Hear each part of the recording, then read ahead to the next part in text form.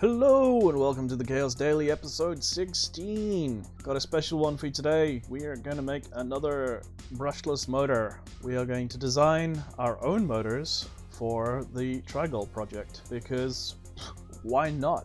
I know some guys in China that we can get these manufactured with, so that should be easy enough, and it's a good way for us to practice making brushless motors, especially for the e-bike project, so that should be awesome. So I've got to start it off with an axle. I got that done up quickly, and we have our magnets chosen. We're going to go with these 25 by 10 by 3 neodymium magnets. So next up we're going to model these quickly so we can get started on making the rotor, stator, bearing attachments, and what else do we need? I think that's just it. Like, brushless motors are real simple. It's just the stator, the rotor housing, magnets, axles, windings, and then your fittings for the grommet that's going to go against this keyway here to lock the axle, and then we've got this groove here for a C-clip. It'll go on the bottom to lock the motor all together. So let's get started on that, shall we? Let's get that magnet done up quickly. We can do that really fast.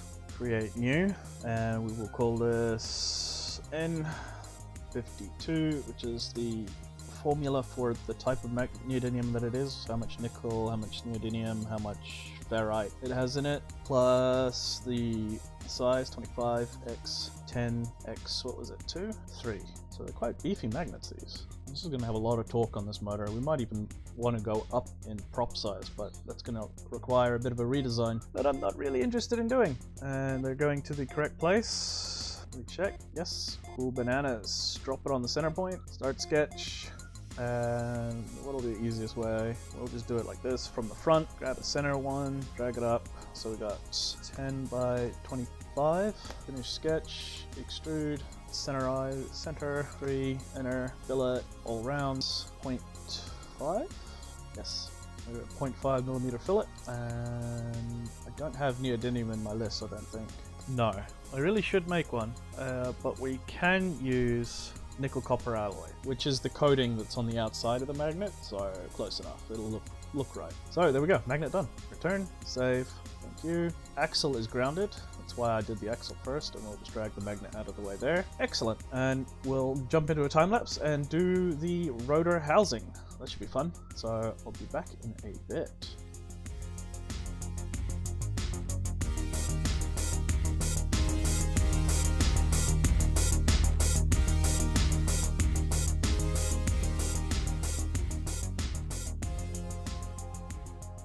Okay, stop everything. This is something that always gets me, is like, how many magnets do I use?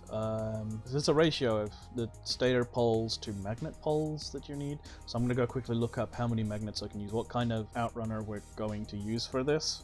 When I was looking for magnets, I was looking for magnets that were 5 millimeters wide, but I couldn't find any that were long enough and only 5 mil across. So we had to go with these 10 mil ones. So I'm going to go find out how many magnets we're going to put in this, so I'll be right back. I am so happy I found this tool. This is really good. You just put in like whatever and it will tell you if it's wrong. Like say if we went with 11 magnets, it says number of magnet poles must be divisible by 2. So it works it out based on what your slots are. So if I went with a different number of slots, it will say, okay, your slots needs to be divisible by 3 depending on what the magnets are. So it's really flexible on what you can do, and we can see here it's saying 12, and we've got some dead stators, so let's make that 15, and that gives us a weird arrangement. That's not very cool. Let's go down to 12. They must be different. Okay, we want to keep this as high as possible for high torque. We'll go back to 18, take you down to 10. That fills it up. We've got nice alternating stator poles. We don't have any empty poles, and we don't have any with a different number of poles to any of the others. So we've got 3, 3, 3. This is a really interesting winding pattern. I like it, so we'll go with this one. So we're going to go 10 magnets by 18 poles. And we come in and we go edit pattern, 10. That's going to give us plenty of meat. I probably want to change this to 21.5. Cool. And then the next step is just close it up. So back to the time lapse.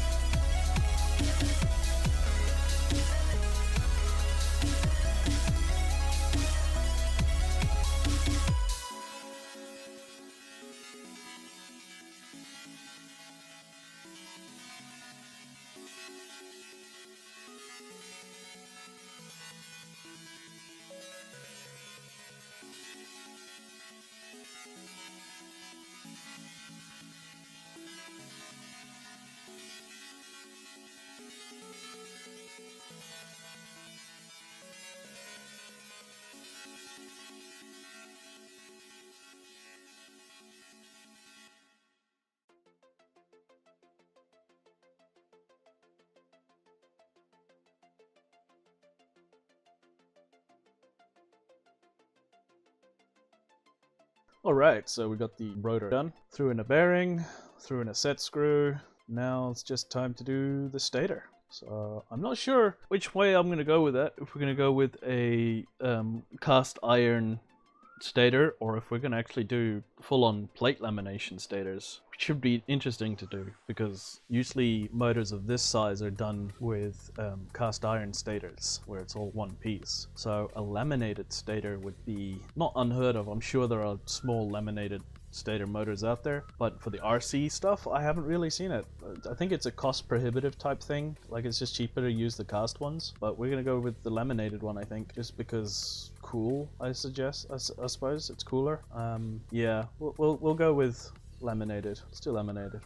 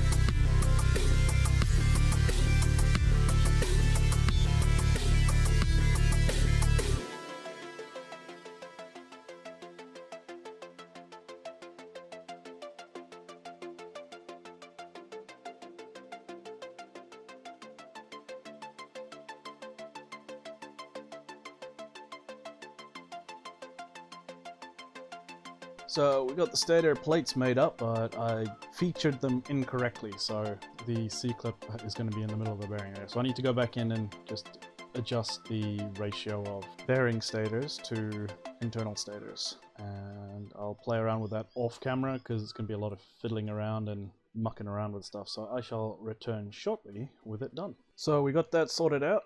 Bearing sitting in there in the right place now. Ready for a C-clip. I could probably go find that in components. Let's see if we have it in the component center. Clips, external, and we want, there's a particular one I'm looking for. I think it's this one.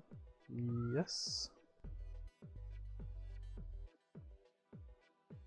There we go. C-clip in place. So next up, I need to make the mounting plate for the base of the stator. This is where the motor will attach to the airframe, and this plate will be bolted with these 4 holes to the bottom here, encapsulating that C-clip and the bearing, so it's all closed off, and it will flange out the bottom to cover up the bottom of the rotor, so that and it will come flush, and there'll be just a bit of a gap so that the rotor can spin freely. Yay! This is fun. I enjoy doing this sort of stuff. Lots of fun. Okay, saved. Yes. Right, back into time lapse for the mounting plate, and I'll go straight into doing the windings after the mounting plate. I'll just do one whole time lapse and then come back to finish off the episode. So see you in a bit.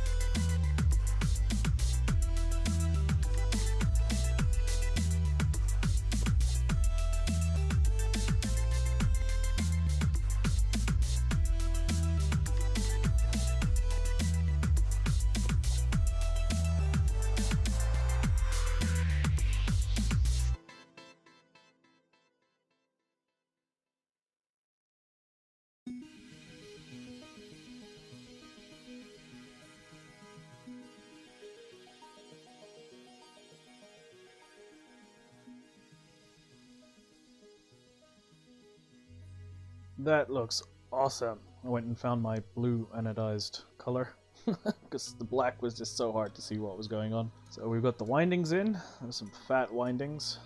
They're like 5 layers deep. And we've got the base plate done and the mountings, not the mounting screws, but the cap screws for the base to hold the stator to the base. The only thing left to do now is to make the mounting holes on top for the propeller and the mounting holes on the base to mount it to the airframe. But I'll have to go online and find what the standard dimensions are for those mounting holes and like what their distances apart are and that sort of stuff. So I'll go do that later off camera, but for now we can celebrate by coming to the Trigol. I need to come in here and make an adjustment to this. I think it's this sketch. Yes, this needs to be 51, so we've got some clearance for the motor. Yes, please, thank you, you can do it. There we go. And now if we return, we can place our new motor. And now we have a motor installed. Yay! And we still got to do the front ones. It's the same motor that'll go in the front, but I've got to make the mounting hardware for it and all that jazz. But that's it for today's episode.